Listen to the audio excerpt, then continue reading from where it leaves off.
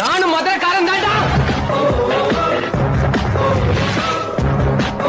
யோ military, என்னையா வீட்டில் இருக்கவன வாவான்னு வர சொன்ன, என்ன செய்தி? இன்னைக்கு ஒரு பெஸ்ட் சம்பவம் நடந்திருக்கு. பெஸ்ட் சம்பவமா? 2 பெரிய அரசியல் தலைவர்கள் இன்னைக்கு போய் மீட் பண்ணிருக்காங்க. பெரிய அரசியல் தலைவர்களா? அவர் வரேன்னு கதை சொல்லிட்டு இருந்தாரு. இப்போ ஒருத்தர் வந்துருவேன்னு கதை சொல்லிட்டு இருக்காரு. யாரு? கரெக்டா சொல்லுங்க. யார சொல்றீங்கன்னு தெரியலையே. யாரு? இவரை சொல்லல. இவர் இல்லையா? இவர் வேணாம். இவர் இன்னைக்கு வேணவே வேணாம். இவர் வேணாம். சீமானும் ரஜினியும் போய் பார்த்திருக்காங்க. என்ன விஷயமா இருக்கும்னு நினைக்கிறீங்க? தெரியலையப்பா. இவர் பிறந்த நாளுக்கு வாழ்த்து வாங்கலாம் அப்படின்ட்டு ட்ரை பண்ணிருக்காரு. யாரு பிறந்த நாளுக்கு? இவரு பிறந்த நாளுக்கு இல்ல, இவரு காடுகளும் மலைகளும் இவருடைய பிறந்த நாளுக்கு. ஓ, அவரு மக்களே பாருக்கு வீரத்தை சொன்னோமா இல்லையா? எண்டிசை வாய்மையால் ஆண்டோமா இல்லையா?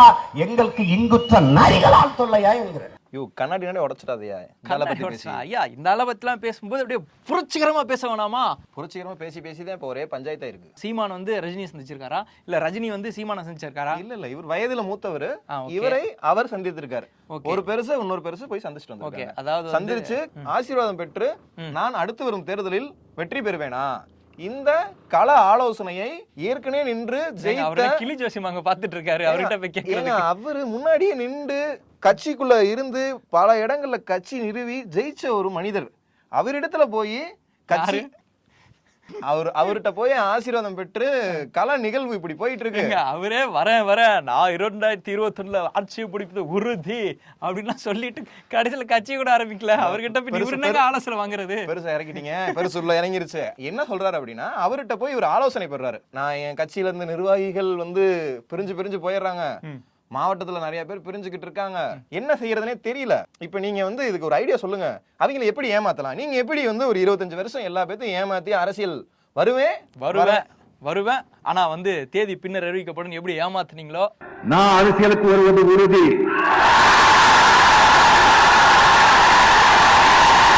இப்ப புதுசா ஒரு ட்ரெண்ட் எடுத்திருக்காரு அவரு. பெருசு என்ன ட்ரெண்ட் எடுத்திருக்காருன்னா, மாநில கட்சிகள் என் மீது காவி சாயத்தை அவங்க என்ன பெயிண்ட் அள்ளி ஊத்துறாங்களா? எப்ப நீ புத்தி வச்சு நீ தான்ப்பா. ஆடியோ லான்ச்ல கூட அவங்க பொண்ணு ஃபீல் பண்ணி பேசினாங்க. இவர் கூட கீழ இருந்து கண் கலங்கினாரு. எங்க அப்பாவெல்லாம் சங்கி கிடையாதுங்க, சங்கின்னு இருந்தா எப்படி இந்த மாதிரி ஒரு கேரக்டர்ல நடிக்க முடியும் அப்படின்னு லால் சலாம் ஆடியோ லான்ச்ல பேசினாங்க. அப்படி சொல்லாதீங்க. என் அப்பாவும் போகணும்னு ஆசைப்பட்டாருங்க, ஆனா போக முடியல. ஏன்னா அந்த கோபி சுதாகர் வீடியோ மாதிரி எனக்கு ஒரே ஒரு குழந்தை, அவனால பேச முடியாது. ஏன்னா அவன் போன வாரம் தான் சார் பிறந்தான். இவரு அவங்க தந்தையை பத்தி ரொம்ப ஃபீல் பண்ணி பேசியிருக்காங்க. இவரு ஊர் பெருசுட்ட பூரா போய் ஆசீர்வாதம் வாங்கிட்டு இவருடைய கள பணிகளை தொடங்கி இன்னும் என்னென்ன இடங்கள்ல என்னென்ன சிக்கல்களை பூரா உருவாக்க போறாரு அப்படிங்கிறத இனிமே பார்ப்போம். இதுக்கு நடுவுல இவங்க கட்சிக்கார குட்டி குஞ்சான்ஸ் பூரா என்ன பண்ணிட்டு இருக்காங்க அப்படின்னா, என் அண்ணி யார் தெரியுமா? அந்த வீடியோ பாத்தீங்களா நீங்க? ஆமா பார்த்தேன். சீமான் திருமணம் செய்திருக்கிற பெண் என்ன ரோட்ல அப்படி போயிட்டு இருந்த ஒரு பொண்ணை கூட்டு கல்யாணம் பண்ணிட்டாரு. அவரு எவ்வளவு பெரிய பின்புலத்துல இருக்கக்கூடிய ஒரு பெண்ணை திருமணம் செஞ்சிருக்காரு. எங்க அண்ணி எவ்வளவு சொத்து மதிப்போட இருந்தவங்க தெரியுமா? சீமான் என்ன பிச்சைக்காரனா? எங்க அண்ணி என்ன குடிசையில வாழணுமா? அந்த வீடியோ தானே சொல்றீங்க? அந்த பெண்ணு குடிசையில உட்காந்துருக்குமா சீமான் மாதிரியே? என்ன பேச்சு பேசுறீங்க நீங்கெல்லாம்? பைத்தியக்காரங்களா? மூளை சுய சிந்தனை சுய மூளை இருந்துச்சுன்னா இதெல்லாம் சிந்திக்க மாட்டீங்க. இது இவங்க அண்ணன் தான். இந்த டோனை பாருங்க. இனப்படுகொலை, ஈனத்துக்காளி. என்ன திருநீதி வாங்க போறியா? பாஸ் பேச விடு பாஸ். இல்ல பாஸ், நீ நின்னாலே எனக்கு கதை நாம் நினைப்பு அங்கதான் போகுது. நாம் போராடுவோம். நாம் நடத்தும் மாநாட்டிற்கு சரியான பண வசதி இல்லை என்பதனால் அந்நியார்கள் குடும்பத்தினர்கள். தலைவா, நம்ம அந்த வீடியோவே போடலாம், அது பெட்டரா இருக்கும். உங்களால் இயன்றதை திரள் நிதி திரட்சி என்கிற அந்த திட்டத்தின் கீழ் கொடுத்து உதவ வேண்டும் என்று அன்போடு கேட்டுக்கொள்கிறேன். இது மாதிரி அண்ணன் தன்னுடைய வாழ்வாதாரத்தை பெருக்கிக் கொள்வதற்காக திரள் நிதி கேட்கிறாரா இல்ல கட்சியை வளர்க்கறதுக்காக கேட்கிறாரா அப்படிங்கிறது தெரியல. கட்சியே அவர் தானங்க. அவர் தொண்டர்கிட்ட என்ன சொல்றாரு? அவங்க தம்பி கிட்டலாம், நான் தாண்டா கட்சி, நான் வைக்கிறது தாண்டா சட்டம், இஷ்டம் இருறா இல்லாட்டி போடா அப்படின்னு தான் சொல்றாரு. இப்போ ரீசெண்டா கூட ஒரு மாநிலத்துல இருக்கக்கூடிய ஒரு டீமே மொத்த அமைப்பே நாங்க சொல்றது கேட்கவே மாட்டேங்கிறாருங்க, எதுக்குங்க இருக்கணும்னு சொல்லிட்டு கூண்டோட மாறி போயிட்டாங்க. இல்ல அவங்க 10-15 வருஷமா வேலை பாக்குறாங்க. வேலை பார்த்துட்டு அவங்க ஏதோ போஸ்டிங் கேக்குறாங்க. இல்ல எங்களுடைய மைண்ட் செட்டுக்காவது வேலை பார்க்க விடுங்க. நான் வந்து அந்த ஊருக்காரன், என்னுடைய ஜாதியோ அழிக்கப்படாத ஒண்ணுதான் ஜாதி. சில நாட்கள் ஆகலாம், அழிக்கப்பட்டு கொண்டிருக்கிறது, போயிட்டு இருக்கு. இன்னும் கொஞ்சம் நாட்கள் எல்லாம் வந்து அது போகலாம். ஆனா இதுல என்ன பிரச்சனை அப்படின்னா, அந்த ஊருக்காரன் என் மக்களை பத்தி எனக்கு தெரியும். என்ன சொல்றாங்க, நான் இவ்வளவு நாள் இங்க வேலை செஞ்சிருக்கேன், எனக்கு இந்த இடத்துல யாரு கேண்டிடேட்டா போட்டா ஜெயிப்பாங்கன்னு தெரியும், நீங்க இந்த இடத்துக்கே சம்பந்தம் இல்லாத யாரோ ஒருத்தவங்களை போடுறீங்க, எப்படி நாங்க வந்து அவங்களுக்காக போய் ஓட்டு கேட்கறது அப்படின்றாங்க. இதானே புரிஞ்சுக்கிட்டீங்க வாசு? இதேதான் இதை நம்ம புரிஞ்சுக்கிட்டோம், மக்கள் புரிஞ்சுக்கணும், அவங்க கட்சிக்காரங்களும் புரிஞ்சுக்கணும். மக்கள் புரிஞ்சுக்கிட்டாங்க, நம்ம புரிஞ்சுக்கிட்டோம், மீசதான் என்ன புரிஞ்சுக்கிறது இல்ல. What bro, it's very wrong bro. Tamil தேசியம் தான் எங்கள் கொள்கை அப்படின்ட்டு சுத்திக்கிட்டு இருக்காரு. இப்ப நீ எனக்கு அது மாதிரி மக்கள் விழிப்புணர்வா இருந்து திரள்நிதி அண்ணனுக்கு தாங்க. அண்ணன் வந்து கட்சி மீட்டிங்களை நடத்தி கார்த்திகை மாதம் 2ஆம் திங்களா ஏதோ டேட் சொன்னாரு, அதுக்கு 3ஆம் வெள்ளி இந்த லாட்ஜ்ல ரூம போட்டு அந்த மாதிரி இருக்கும். அது பரவாயில்ல, இந்த லாட்ஜ்ல வந்து ரூம போடுறேன், ரூம போட்டு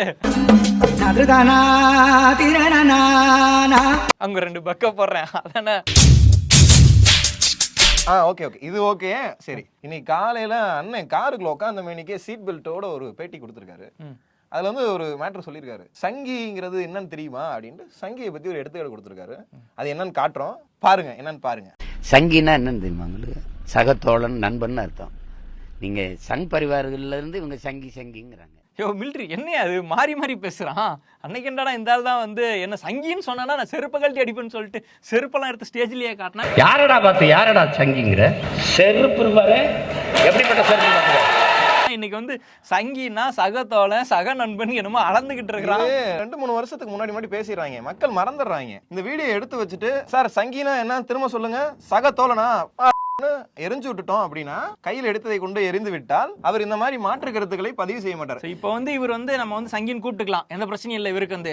ஏன்னா வந்து இவரு பாஷையில வந்து சங்கினா வந்து சக தோழன், சக நண்பன் அப்படின்னு எடுத்துக்கலாம். காவி பெயிண்ட் ஊத்தலாம், அடிச்சு என்னன்னாலும் பண்ணலாம், நம்ம பையன் தாங்கிற மாதிரி அவர் வந்து பிஹேவ் பண்ணிட்டு இருக்காரு. தேசிய கட்சி கிடையாது, தமிழ் தேசியம் அப்படிங்கிற ஒரு கொள்கையோட இருக்காரு. தமிழ் தேசியம் கொள்கையோட வாழ்ந்துகிட்டு இருக்க ஒரு மகத்தான தலைவரை நம்ம தப்பா பேசிக்கிட்டு இருக்கோம். தப்பா பேசல, அண்ணன் செய்யறத பேசிக்கிட்டு இருக்கோம். அண்ணனை பத்தி வேற விஷயம் வேணுமா? அத்தைய பத்தி வேணுமா? அண்ணிய பத்தி பேசணுமா?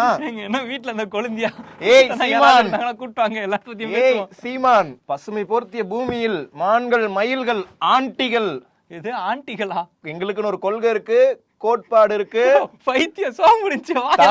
தமிழ் தேசியம்னா என்னன்னு தெரியுமா?